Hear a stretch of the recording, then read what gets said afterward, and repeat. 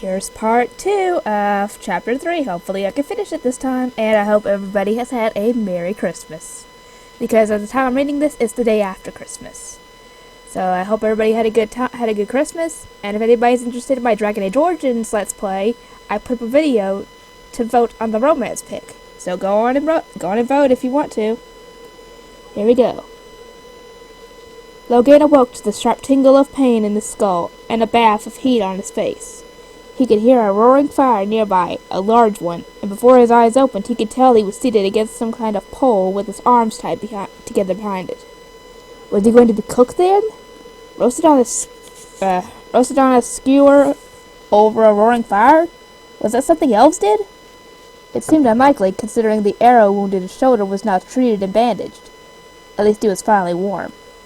He opened his eyes, and the light hurt. Sure enough, he was set up before a bonfire with Merrick slumped next to him. Beyond the fire was a group of long, oddly shaped covered wagons circled in the forest clearing. Each of the wagons had a mast with the one triangular sail attached to both it, and an elegantly shaped piece of wood off the back, which could have passed for a rudder. Though Logan had never encountered a land ship before, he'd heard enough stories to know one when he saw it. It was certain then, these were Dalish elves, wanderers who had remained together in tightly knit clans ever since the destruction of the elven homeland long ago at human hands.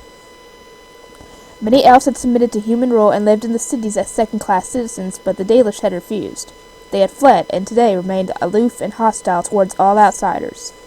They worshipped strange gods and kept to the most remote lands, passing through forests that parted before them like waves on the sea, and beware the hapless traveler who encountered them unawares. Travelers like Logan and Merrick. Logan had no idea how much of the tales was true, as he had never seen a Dalish up close before, but their ambush laid credence to the rumors. The heat from the bonfire was almost blistering this close, so Logan twisted to try to pull away from it as much as he could. His face felt raw, and a trickle of thickness down his cheek told him his head was still bleeding from the earlier blow. A cloying smell, not unlike jasmine, lurked in the air along with the aroma of cooked meat. Beyond the smoke, he could see several elves seated on the other side of the fire. They were dressed in simple, colorful robes, reds and blues and golds mostly, and were eating from wooden bowls, their pale eyes flickering occasionally toward him. Merrick stirred and started groaning painfully. Logan watched him until he finally cracked open an eye, recoiling instantly from the bonfire just as Logan had. "Maker's breath," he croaked, then began coughing hoarsely. "Careful," Logan cautioned. "I can really do without being hit on the head anymore. Complain to the Dalish. Perhaps they'll take requests." Merrick sat up, squinting past the fire. "Is that who they are? I was wondering about all the markings on their faces. You don't know about the Dalish?" "Oh, he shrugged. "I had other things I was supposed to learn." "Such as?" "How to be taken prisoner by outlaws, apparently." Logan smirked. "Here I thought you were just a quick study." The Dalish were listening to them, and several more had come out of the shadows to stand next to their land ships and stare. They seemed unfriendly and suspicious, if not outright hostile. What then did they have planned? Logan felt almost on display, an exotic beast that was too frightening to be approached closely. Merrick sniffed and shivered in disgust. "What's that smell? Jasmine?" "Maybe." "What do they do? Roll it up and smoke it?" He sniffed again and gagged at the stench until Logan elbowed him. This wasn't the time to aggravate their captors by possibly mocking some elven custom. Dalish weren't fond of humans as it was. Logan struggled in his bonds, testing the ropes until he noticed that even more of the Dalish had gathered to stare. This time it was hunters, dressed much like the ones who had captured them, in the same dark leathers and with the same iron-bark blades. He had seen a blade like that before. Potter had arrived at the camp carrying one, in fact, claiming that he had traded for it with a pair of Dalish hunters years before. Stolen, more likely. Eventually Potter had pawned it, and for good coin. The Dalish were the only ones who knew how to mold the ironbark as they did. The blades were practically harder than steel, and a fraction of the weight. "Hello?" Merrick called out to them, looking around. "Will any of you speak to us? Hello?" "Quiet!" Logan snapped. "What? I was just asking. Don't be a fool." Just then a new figure emerged from the gathered watchers. This was a male elf, young, with long brown hair and distinctly slanted eyes. His robe was covered in more complex designs than the others, and unlike his companions, he wore a heavy leather cloak gathered around his shoulders. Logain noticed, too, an ironbark amulet hanging around his neck. It was polished to a shine and carved with intricate runes that seemed to dance just beneath the surface. Magic. The thought made Logain's skin crawl. The young elf approached and noticed Logain's gaze. He smiled. He crouched down directly before Logain and Merrick, a gesture that was almost friendly and casual in its nature. "The amulet was a gift from our keeper," he said, his unaccented voice smooth. "You speak the king's tongue?" Logain asked. He distinctly ignored the "I told you so" look that Merrick shot his way. "Most of us do, though only those who go out to trade with the outsiders get to use it often." The elf's manner was gentle, and his eyes seemed filled with compassion, unlike the expressions of the others around them. "Here in the clan we try to keep our own tongue alive, just as we do our gods." He tilted his head curiously. "Why are you here?" "Because you attacked us, remember?" Merrick answered incredulously. "You're outsiders. You approached our camp." "We had no idea you were even here," Logain said carefully. "Ah." The elf nodded, but sounded disappointed. "Then you are with the others who fled here from beyond the woods." "Others?" Logain spoke more quickly than he thought wise. "There are others who have come before us? Recently?" The elf's purple eyes watched Logain dispassionately for a moment before answering. "There was one, a man that our hunters caught far away from here." "Where is he now?" "I will need to bring you to him." The elf sighed unhappily. He stood up, turning to some of the others who stood nearby. Polite-sounding orders were given in their language, along with gestures that indicated Logain and Merrick in some place beyond the encampment. The other elves looked at each other, clearly uneasy about whatever they had been asked to do. They approached and began untying Logain and Merrick's ropes. "I am sorry," the elf said, "but if you are indeed from the same place as the other man, we will need to take you as we did him. Please do not struggle." From his tone, he seemed to think they actually might. Logain looked around. I can't talk. Merrick looked around, seeming confused. As his ropes loosened, he brought his hands forward and rubbed his wrist gingerly. "Where are you taking us exactly?" "To the Ashabelana, the woman of many years," the elf explained. "The humans that lived in the forest called her the Witch of the Wilds." Logain's skin went cold. A witch? Sometimes mages escaped from the clutches of the Chantry, refusing to be herded into one of their towers, along with everyone else who showed even a hint of magical promise. They were branded apostates, and the Chantry would send their mighty Templars to hunt them down and either return them to the tower or kill them. Most, he understood, were killed, and runaway mages lived in more to fear of being found. One apostate had come to the outlaw camp, a thin man whom Sister Alice had seen through immediately. Father sent him away, not wanting trouble with the Templars, and the mage had reluctantly gone. He could just as easily have turned his spells on them in anger, Logain thought. So this witch an apostate, hiding out in the Kokari wilds, and one so desperate to keep her secret that she killed anyone who arrived from outside the forest? It was possible, yet something else tickled at the back of his mind. There was a legend, an old tale about this forest that he couldn't quite summon to his memory. The idea, however, that she might be something else, possibly something worse, was unsettling. Merrick seemed full of questions, but a forceful look from the elf quieted even him. The Dalish were frightened of this woman of many years, and that disturbed Logain more than anything else. The elves lined up to watch them leave, rows of them staring with baleful curiosity, murmuring among themselves in their strange tongue. Several elves spat at the ground as they walked by, and terrified children were herded away and out of sight. Logain felt like a condemned man. Perhaps he was. Several hours passed as they marched through the wilds, and the elves accompanying them stayed grim and quiet, refusing to answer even the simplest questions. The one in the bright robes had yet to introduce himself, though he glanced back at Merrick and Logain with irritation whenever they fell behind. Logain would have reminded the elf that neither he nor Merrick had been fed or allowed to rest, but it seemed none of the Dalish had any interest beyond getting to where they were going. Deep in the thick of the forest, where the white mist turned into obscuring fog and the sun barely reached there stood a simple weathered hut with a roof of brown moss and old branches. It lay at the end of a short path, and thick dark ivy crept up the walls on all sides. More significant were the ropes of skulls hanging along the path, rat and wolf, and some Logain couldn't even identify, all tied together with feathers and sticks and mud. They dangled ominously, a sign staking claim to this land. Maybe there was magic here, too, for Logain felt a strange sensation running up his arms and into the back of his neck. The air bristled with power, and the way the mist flowed seemed to beckon them in further.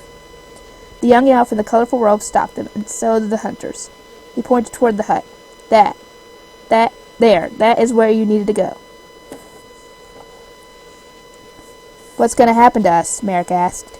I cannot say. Logan paused, unease growing as he noticed what were surely human skulls hanging in the roofs. Looking back at the elf, he nodded respectfully. The elf did the same. Dar Shira, I wish you and your friend well. Unfortunately, he didn't sound as if he expected that to be the case. The elf and his two companions turned and walked away, leaving Logan and Merrick standing in the shadows. The smell of the woods was fresh and clean after the recent rains. The sound of excited birds clear far up in the trees. Do we leave? Merrick asked hesitantly. Logan didn't see what good that would do. If this was indeed an apostate, she could no doubt bring them to her whether they wished to go or not. Let's see who this witch of the wilds is, he muttered, gesturing toward the hut. Merrick looked at him as if he must be mad, but said nothing. As they walked down the path, the shadows seemed to deepen. The trees towered more ominously overhead, and the mist twisted and danced around them. A trick of the light? In front of the hut sat a small rickety rocking chair, as well as an old fire pit that had not seen use for many days. Small moldy bones surrounded the pit in neat piles. Is that? Merrick's voice trailed off in horror, and Logan followed his gaze up into the trees. There hung a corpse. A human man with clammy white skin like a fish. He was strung up by his neck and arms, dangling like a broken marionette, with flies and the smell of turning meat hovering in the air. There was no sign of injury, but he had been dead long enough to discolor, the skin glistening slightly as if sweating. The doughy, swollen face and bulging eyes were not enough to hide this corpse's identity. Logan knew exactly who he was. Dannon, Merrick whispered. Logan nodded.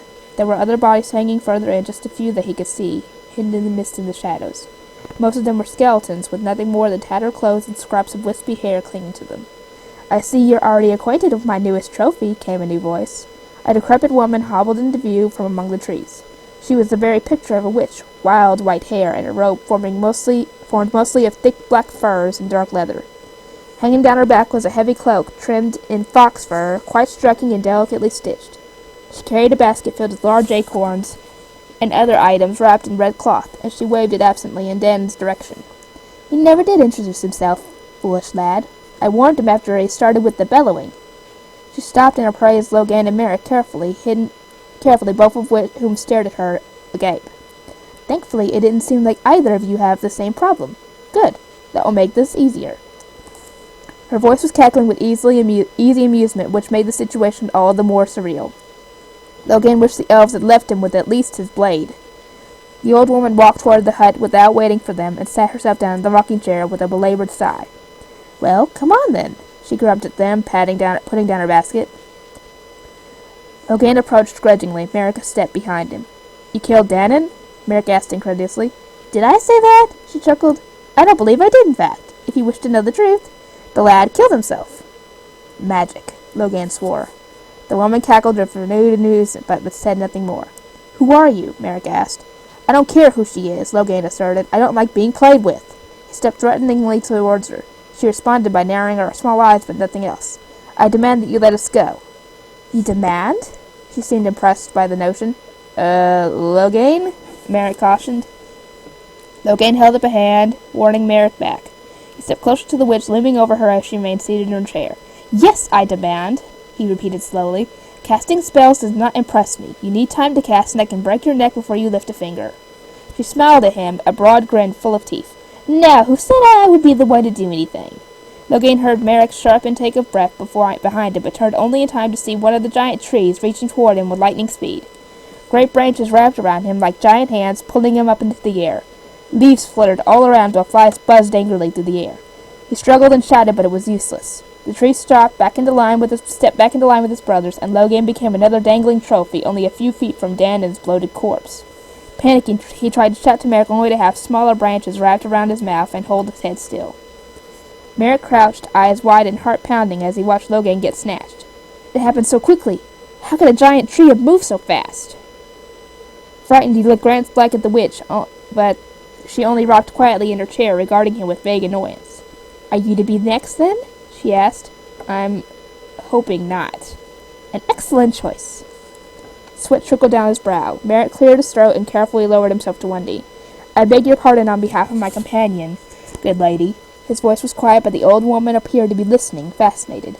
We have been running for days now, and after the Dalers attacked us, we expected more of the same, despite the fact that you have offered no provocation. I apologize. He bowed his head, trying his best to remember the courtly manners so painstakingly taught to him over the years by his mother. To think he had rolled his eyes at these lessons, assuming that he would never have an actual use for them. The witch laughed shrilly. Manners! My, but this is expected! When Merrick looked up, she grinned at him. But the truth is that you don't know I intend for you and your friend, young man. I might intend to give both of you to the Sylvans, just as I did your friend. Isn't that so? Yes, it is. Yes, she repeated slowly. It is. She waved a withered hand towards the tree holding Logain, causing its branches to unwind. He was dumped to the ground, where he immediately jumped up and turned to face the old woman enraged. Merrick held up a hand, warning him to stay back, and Logain snorted to tell Merrick he was angry, not stupid. So you are here, the witch said, nodding with approval as she studied Merrick. I knew you would come, and the manner in which you would come, but not the when. She let out a sharp guffaw and slapped her knees. Isn't it marvelous how very capricious magic can be with this information? It's like asking a cat for directions. Consider yourself lucky if it only tells you where to go. She howled with laughter at her own joke. Both Merrick and Logain stared at her blankly. Her laughter slowly quieted into a sigh. Well, what do you think? She asked. That the King of Ferelden would pass through the Kokari Wilds and they would go completely without notice. Merrick licked his lips nervously. I'm assuming you mean the rightful King of Ferelden. Right you are! If that Orlesian who sits on your throne were to run through this part of the forest all by himself, I would happily scoop him up instead of you. Failing that, I suppose you will have to do. Wouldn't you agree? Good point. The witch reached down to the basket by her feet and drew out a shiny red apple. It was dark red, perfectly plump and ripe. She bit into it with gusto. Now, she spoke through her loud chewing, I have to apologize to the elves seemed overzealous. They were the only way I could cast out my net far enough to catch you as you passed. She licked the apple juices off her lips. But one does what one can. Merrick thought carefully. The elves didn't just happen to find us then. Now there's a smart lad. Who are you? Merrick asked breathlessly. She's an apostate, a mage in hiding from the Chantry's hunters, Logain insisted. Why else would she be out here in the middle of the wilds? The witch rolled her eyes and chuckled again. Your friend isn't entirely correct. There are things hidden in the shadows of your kingdom, young man, which you couldn't begin to guess. She looked directly at Logain, her eyes suddenly sharp. Yet I was here long before your Chantry came to this part of the world. It isn't my Chantry, he snapped. As for your question, she looked back at Merrick, the Dalish surely told you my name. I have many, and theirs is as good as any. Then what do you want with me? She bit into her apple with a loud crunch and chewed it thoughtfully as she sat back in her rocking chair. Why does anyone desire an audience with their sovereign? You want something from me. He shrugged helplessly. You probably would have been better off with my mother if that's the case. I don't have much of anything. Fortunes change. The witch's gaze shifted to far off in the distance. One minute you're in love, so much in love that you can't imagine anything wrong ever happening. And the next, you're betrayed. Your love has been ripped from you like your own leg, and you'd swear you'd do anything, to make the responsible pay. Her eyes focused on Merrick, and her voice became soft, caressing. Sometimes vengeance changes the world. What will yours do, young man? He said nothing, staring at her uncertainly. Logain stepped forward angrily. Leave him alone. The witch turned to regard him, her eyes delighted. And what of yours?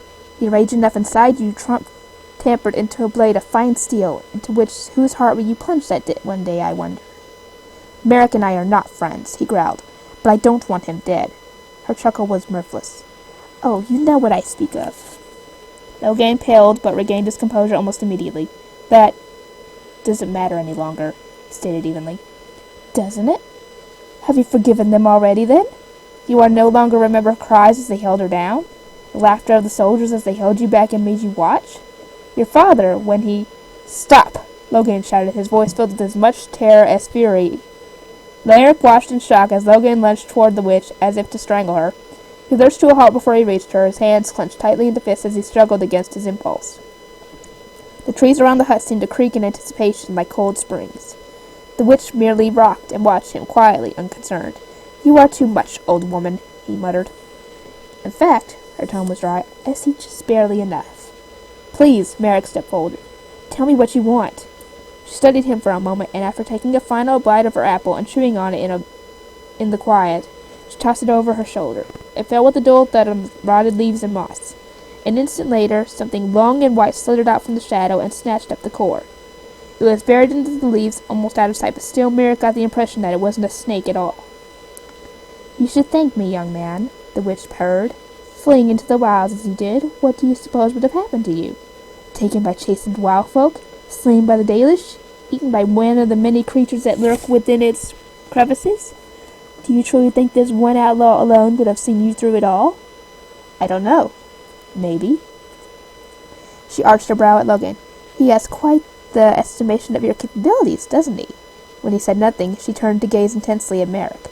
"Keep him close, and he will betray you. Each time worse than the last."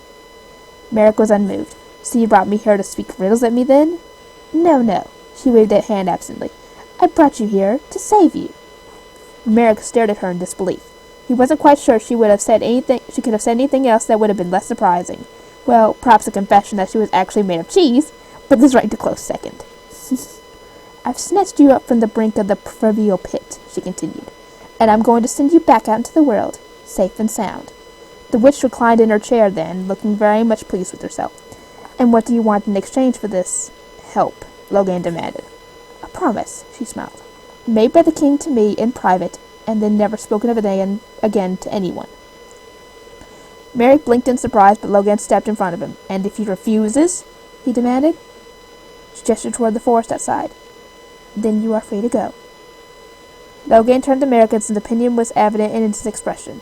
Mages were not to be trusted, and this old woman less than most. Perhaps Logan thought the witch might let them leave, even if Merrick refused, and they could take their chances. Perhaps they could even get their weapons back from the Dalish.